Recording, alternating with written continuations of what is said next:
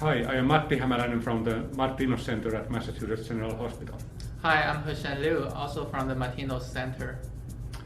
Today we will show you a protocol for collecting and analyzing MEG and EEG data using auditory, somatosensory and visual stimuli to locate the primary sensory cortices. We use this procedure in our lab to study both the healthy volunteers and the epilepsy patients who are candidates for surgery. So let's begin.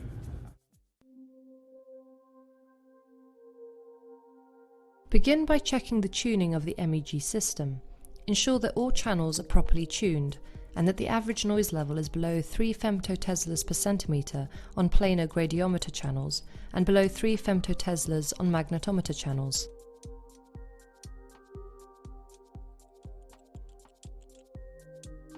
Next, collect a segment of empty room data for 5 minutes to obtain an estimate of background noise.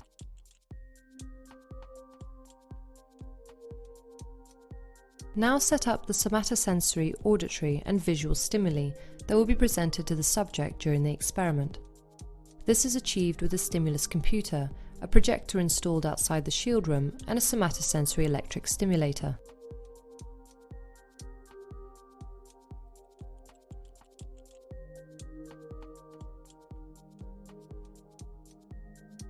To prepare the subject for the experiment, first ensure that they are free of magnetic materials.